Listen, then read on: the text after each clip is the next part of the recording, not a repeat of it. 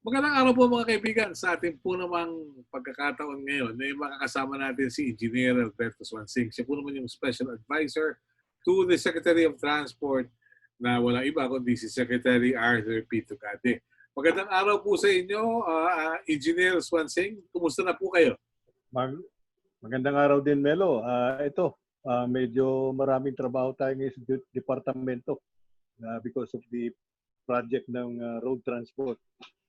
Oo nga pala, no? Pero pag-usapan nga natin, may lumabas na balita na wala na raw boundary system para sa ating mga sasakyang pampubliko. Ano po bang katotohanan dito? Okay. Sa mga bus, inuumpisahan na natin yan, ano? Kasi in the previous, pre-COVID, ang sitwasyon dyan is yung driver ng bus, maghapon niyang bubuluin yung pagmamaneho para makahanap ng pasahero at yung kikitain niya actually sa base sa bilang ng pasahero na kanyang maisasakay. Ano? So kaya nakita mo naman, nagkakarera sila. No? Mm-hmm. Tapos at the end of the day, ang bayad, porsyentuhan. No? Mm-hmm. Porsyentuhan yan. Yes, oo. Ngayon, under the new setup, ang sinabi natin doon sa mga bus operators, dapat ang compensation nila arawan, no? Meaning following the labor standard. Uh-huh. So paano magiging setup noon? Well, ang merong wage scale, no? Let's say for example 600 pesos per 8-hour work. Tapos may overtime, yung mga ganun. Basta following the labor standard. Okay. All right. Mm-hmm. Will this also apply to other modes of transportation like taxis? Sa jeepneys, yes. Yung modern jeepneys, ano? Ang actually ngayon sa modern jeepneys, hindi na boundary system. Hindi na boundary system. So yung mga driver nung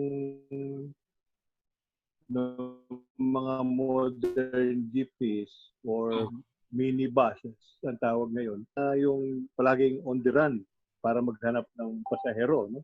Makipag-unahan doon sa kapwa nilang mga jeepney drivers kasi baka maunahan sila sa mga pasahero. Arawan na sahod nila. Arawan na. Yes, and they're making good. They're making good as far as yung sahod nila is concerned. Will this also apply to the conductors, kung may conductors ito? Oh, yes. Yes. Oh, yeah.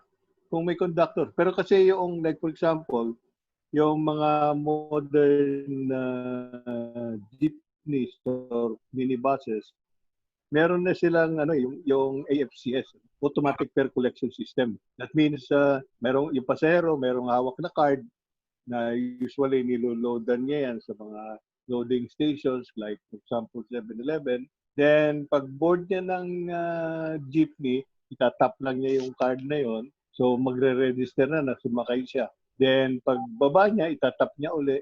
So mare-record ngayon ang distance covered na pagsakay niya. So automatic na yun.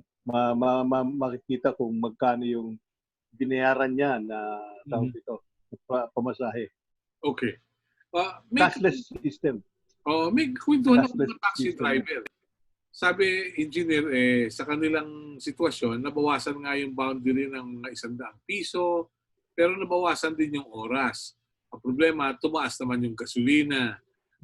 Ano nakikita nyo kinabukasan ng taxi? Dahil sabi nga ng mga taxi driver na kausap ko, wala pa naman sumasakay na pamilya. Dahil una, bawal ang lolo, bawal ang apo. So, pa isa-isa, padala-dalawa, mahaba raw ang biyahe, walang naisasakay na pasahero. Paano po yun? Well, yung dapat, ang ginagawa ng mga taxi drivers ngayon, dapat mayroong mga taxi stands. Para hindi yung ikot sila ng ikot. Let's say, for example, sa Kalakang, Maynila, para maghanap ng pasahero. So dapat ganun. Or meron silang, nakasama sila doon sa hailing service. Meaning, like for example, Grab, naka-enrolled sila doon. So, kung kailangan ng taxi, tatawagan yung Grab, then yun. Ganun dapat. Para makatipid sila sa gasolina. Okay. Kasi ikot sila na ikot nag-aanap ng pasahero. Aha. Yung posibilidad na magkaroon na ng bagong normal. So, tatakbo na ang mga opisina ng pamahalaan, yung mga kawani papasok na kahit wala pang face-to-face class instructions. So, I'm talking of government employees na umaasa sa public transport. A good example, kung dito ka sa elliptical circle at dito ka sa may Mindanao nakatira, ang biyahe mo dyan, Project 6 na jeep. Wala nang jeep. Paano ngayon yung mga ganong sitwasyon? Okay. Di kakayanin ng opisina na... Doon sa mga, yung sinabi mo, Melo, na ruta na usually ang ginagamit yan is jeepney, magpapatuloy yun. Magpapatuloy yun. Kasi ang mga bus tatakbo sa ang mga bus tatakbo sa Hello? Yes, Hello? yes. Hello? Yes. Ang mga bus tatakbo sa main thoroughfares. Okay. Ngayon yung mga secondary routes or magiging feeder routes yan. So jeepney pa rin ang tawag natin diyan is medium capacity public transport or yung minibus or yung traditional jeepney. So makakabalik pa sila provided na otorisado sila ng LTFRB. Yes. Yan. Palagi ko sinasabi, makakabalik sila dahil ilan lang naman ang modern jeepneys natin Makakabalik sila pero meron tayong mga panuntunan dyan. Like for example, kailangan yung jeepney na inspeksyon ng LTO at dahil for roadworthiness saka yung yung emission testing. Then yung mga operators nag-initiate na sila ng tinatawag nating consolidation of franchises. What do I mean by Ano ibig sabihin nun, Engineer Suansing? Na-consolidate yung rota? Paano ba yun?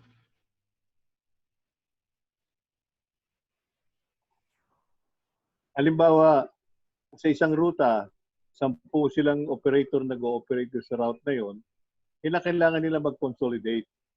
Magsama-sama sila, then either form a corporation or a cooperative.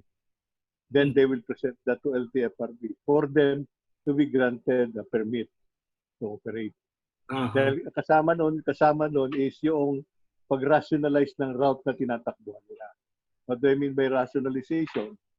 Titingnan kung yung pwedeng ma-extend yung ruta nila or iiksian yung ruta, tapos yung number of jeepneys na tumatakbo will have to be re-examined, meaning gaano ba karami dapat based on demand. Kasi ang talagang tingin namin dyan, as far as supply is concerned, oversupply tayo ng jeepneys. We have all over NCR, Melo, we have 55,000 jeepneys. Really? Na naka-register sa LTFRB. So, huwag mo pang ibilang dyan. Yes. Huwag mo pang ibilang dyan yung mga koloro.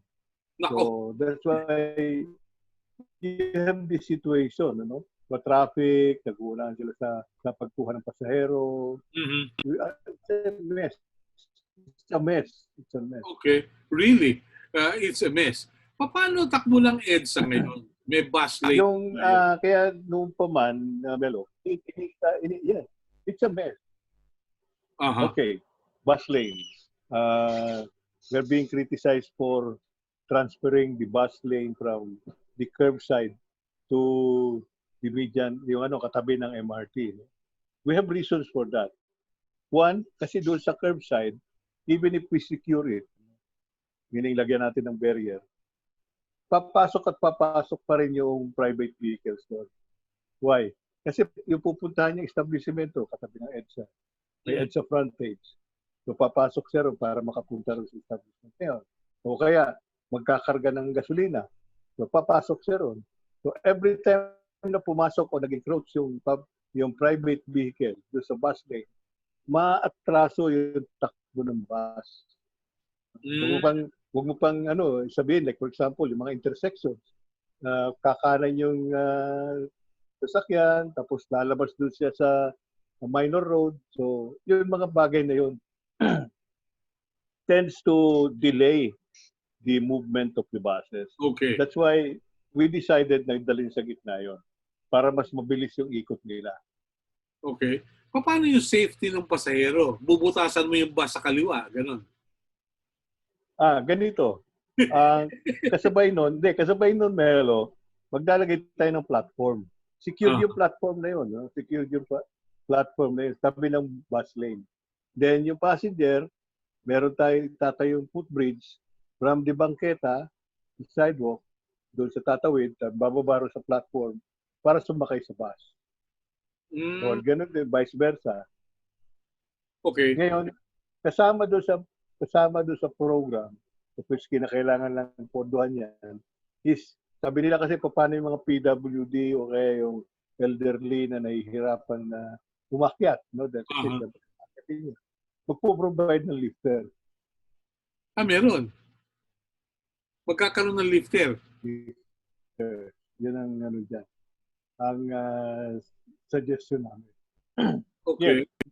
Parang elevator yun. Parang elevator yun. Anong timetable? Para hindi mahirapan yung pasahero. Of course. Lalo na kung elderly or PWD. Anong timetable? Pero long term yun. Long term na yun. Pero anong unang pakikinabangan ng pasahero as soon as you implement it? Kung pwede sana maglagay ng pedestrian lane yun ang gusto namin gawin. Meaning tatawid sa buong dapat. Okay. Very interesting. Pero ito bang plano ninyo okay naman sa Metro Manila Development Authority, Engineer Suansing? Yes? Nagka-problema yung internet natin. Let's give it a try. One more time. Engineer Bert. Dali po. Ayaw gumalaw. Baka nagka-problema yung kanyang connection. Yan. Subukan natin. Yes. Yan. Buffer. Pero nang interruption yung internet natin Anyway. Kailangan talaga may third telco na Anyway. Yeah. Ano yung time? Going back to the EDSA. Yeah. So, yun ang plano, no? Maglalagay ng footbridge across EDSA. Although, tinitingnan namin kung pwede sana lagyan ng pedestrian lane, no? Pero may mga may mga safety features yun. But then, ang tingin namin, even with the safety features, like for example, traffic lights or kahit na maglalagay ka ng tao ron, meron pa rin mga gunggong na driver na hindi kinikilala yung karapatan ng tao na tumawid sa pedestrian. Maraming insidente yan. Yung mukhang hindi nila alam na mayroong nasa 4136 yun, ano? If I remember it right, that's section 42C, no? Ang nakamaliwanag doon sa section na yon na when you're approaching a pedestrian lane, ang dapat mong gawin, mag-slow down. Tapos, kung may tumatawid na tao, hindi mo sasagasaan, dapat patatawirin mo. But in so many cases, ang nangyayari, yung pedestrian, kahit na street na nga, no? Huwag nababiolate yun, lalo ng mga motorcycle riders. Nako. Oo nga pala. Anong plano niyo sa mga nakamotorsiklo at nakabisikleta? Okay. Along EDSA. Maglalaan tayo ng, again yan, binabatikos din, ano? Kung bakit maglalagay tayo ng bicycle lane sa isang high-speed na highway. Pwede naman yun, ano? One congressman was even assailing na dapat i-junk na yung plano na magkaroon ng bike lane sa EDSA dahil konti lang naman daw magbibisikleta, no? Pero sabi namin, it's getting to be popular now. yung bicycle. So we should provide a lane for them. Hindi naman natin pwedeng kasing galing sa bangketa yung bicycle. So ang mamumroblema naman yung pedestrian. So yung isang lane katabi ng curb, doon natin ilalagay yung bike lane. Tapos fully protected yon dahil maglalagay tayo ng guardrail para hindi mag-encroach yung sasakyan, ibang sasakyan. Yeah. Para sa bisikleta lang yon. Yung motorcycle will have to join the other motor vehicles doon sa lane na natitira. Okay. Kung di ako nagkakamali, isang problema pa rin dyan, yung tungkol sa plano ng DOTr, yan ba alam na ng MMDA? Dahil sa mukhang may problema pa sa MMDA at sa plano ng DOTr. Were you able to come up with a happy solution or happy ending to all the proposals?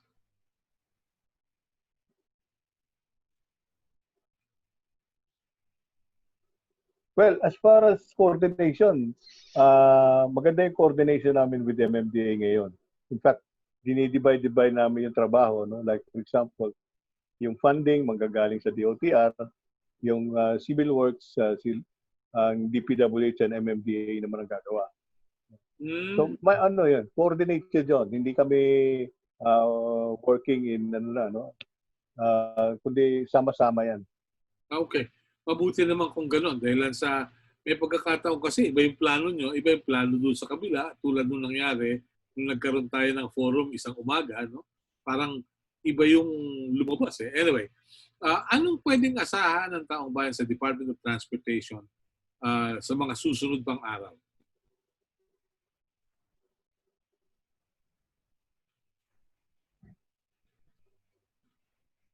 Ano yung aasahan ng tao sa DOTr sa mga susunod na araw?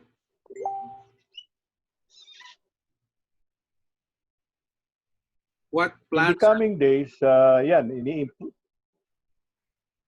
part of the plan talaga is i-improve yung traffic flow diyan sa EDSA, no? And i-improve yung bus movement diyan sa EDSA. Meaning, para maging predictable yan, ano? Yung bus service natin. And encourage also yung mga private motorists na to take public transport dahil mabilis na yung flow ng buses. Mm-hmm. Pero then tinitingnan din natin yung last mile, ano? Dahil kasi kung nakakotse ka, halimbawa galing kang Bulacan, tatakbuhin mo yung EDSA para pumunta sa Makati, punta rin sa opisina mo. So dapat rin yun, meron ding connections, ano?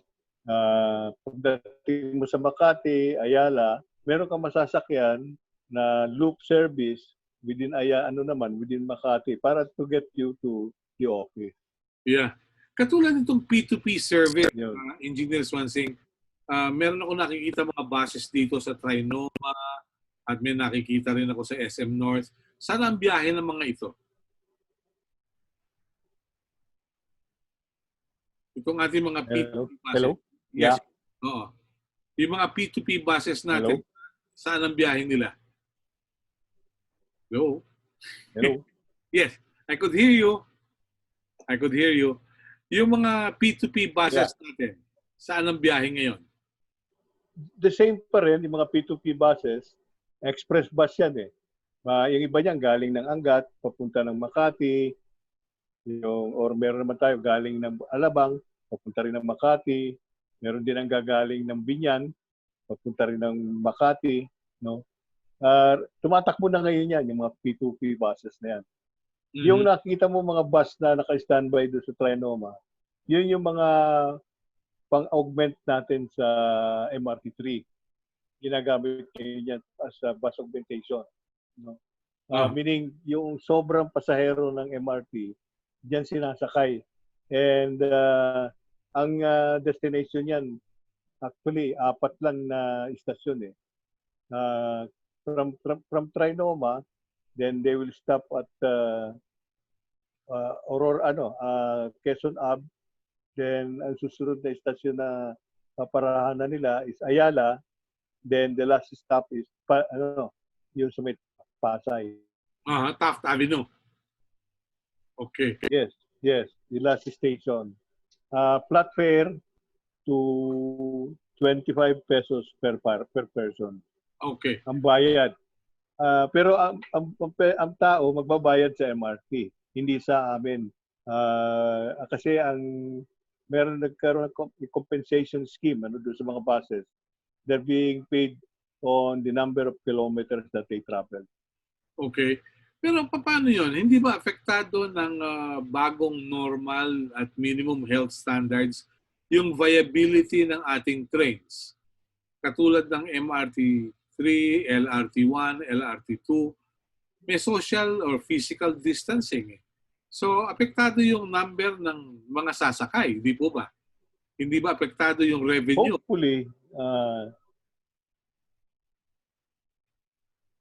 Hopefully, Yeah. yes, right now, because of you have to observe social standing.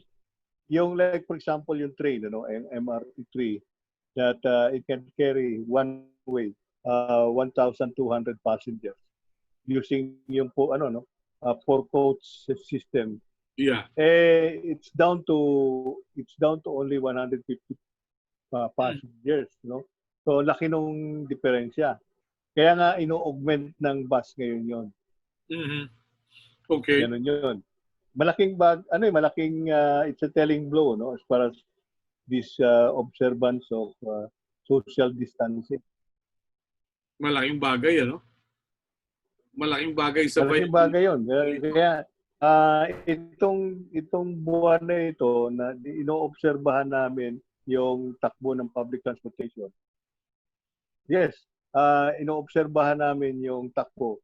Itong buwan na ito, yung start ng operation uli ng public transport system. Tinitingnan namin kung ano yung let's say for example, revenue stream, no? Kung ilang passengers per day ang naisasakay nila. Kasi malaking bagay yun na yung number of passengers that you carry kasi nandun yung revenue eh. So how does it affect yung operation? Malaki bang bagay lugi lalo na ngayon pagka pinag-usapan natin yung fuel cost, right? Tumataas ng unti-unti yung fuel. Kaya naman iniisip din ng departamento is subsidy, no? Dalawang bagay yan, no? Titingnan ng departamento pwedeng gawin. One is itaas mo yung fare, or the other is magbigay ka ng subsidy. Like for example, fuel subsidy. We have yung fuel subsidy, we have submitted that to Congress na, yung part of stimulus package na sinasabi natin. Yeah. Okay. Pero may oras pa kaya yung mga mambabatas para pag-usapan yung stimulus niyan sapagkat yung sesyon nila sa Hulyo na eh. Sa susunod na buwan na eh. Hindi kaya problemado naman yung mga sektor na dapat makinabang dyan sa package na yan. That's another issue, no, that we should consider.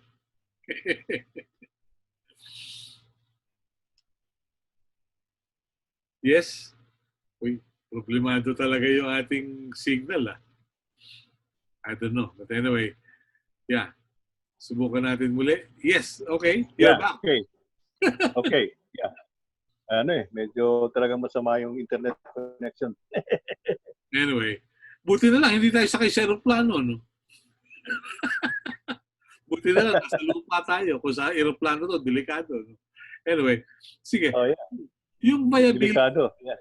Viability ng trains, nariyan na. Dahil sa, I came across figures noong mga unang bahagi ng taon, katulad nung LRT2, meron silang mga 100,000 na average na pasahero. Sa social distancing, 25% na lang ang maisasakay. Kung 20 pesos yung kanilang pamasahe, may apektado talaga yung revenue nung linya, di po ba? So, you get to see more subsidy from the government just to keep it running? Oo, in the case of yung LRT, MRT, and PNR, talagang kailangan na buhusan ng pera yun because the revenues are not enough to cover the operation expense. Especially now that tawag dito, yung the observance of protocol, safety protocols, health protocols, bawas na bawas yung bilang ng pasahero na isasakay mo sa tren. Meanwhile, yung gastos mo, ganun pa rin. Kung sa bagay. Ano nga palang guidance ni Secretary Tugade sa air transport? Problemado rin yung air transport. Sa air transport naman, ano ang instruction? Yeah. Pardon? Air transport. Yung sa air transport naman, of course, ang general instruction ni Secretary as far as air transport is concerned, the same din, ano? Pwede ka lang magpalipad ng eroplano kung halimbawa yung pupuntahang destinasyon, hindi magkakaproblema yung mga pasahero. Kasi kung halimbawa, nagbiyahe ka, hindi naman tinanggap yung pasahero mo, problemado rin yung tao. Di po ba? Malaking bagay ang air transport. At kung hindi aalalayan ng gobyerno, baka maghingalo ng tuluyan yan. So, ang guidance ay dapat may coordination doon sa local government bago payagan na magbiyahe ang eroplano. Tama ba yun, Engineer Suansing? Alright. Balikan po natin mga kaibigan si Engineer Bert Suansing. Nawala sa koneksyon. Sandali po lamang. Babalik po kami. So, ano po ang instruction ni Secretary Tugade tungkol sa air transport, Engineer Suansing? As far as you recall. Yan. Okay. Yes. Ano po ang sabi niya para manatili yung air transport natin?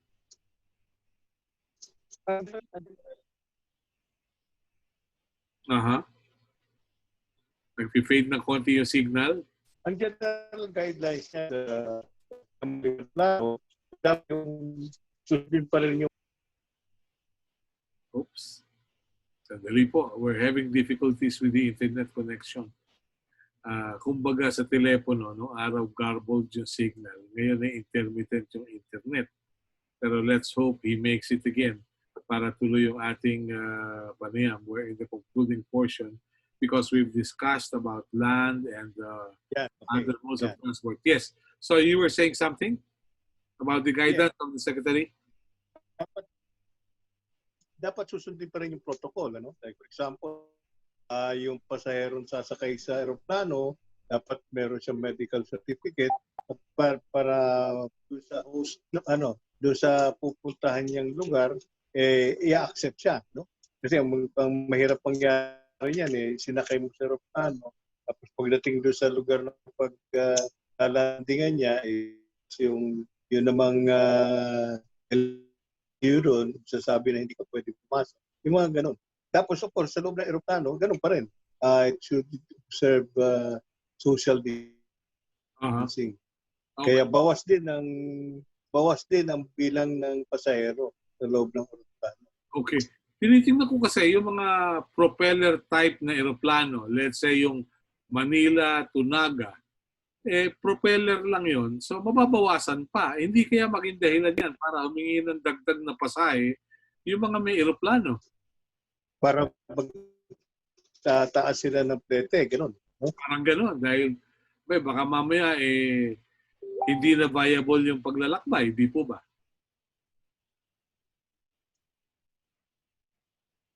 So, what's the guidance?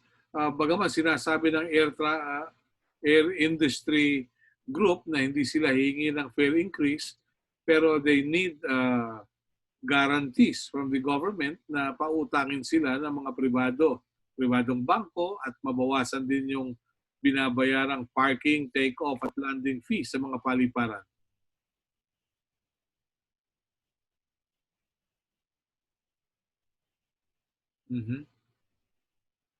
Yes, Engineer Bert, can you hear me? Oh, the signal is deplorable. Oops.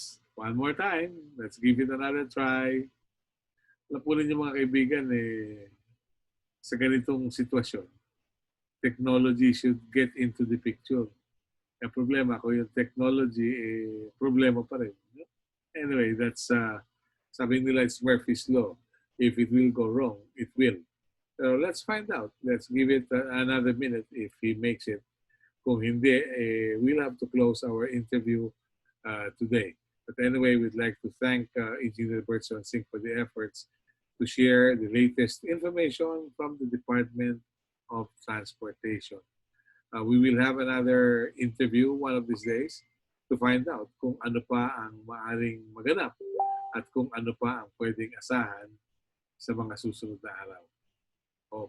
Palagay ko mahihirapan na tayo. Sige, thank you. Have a nice day. God bless us all.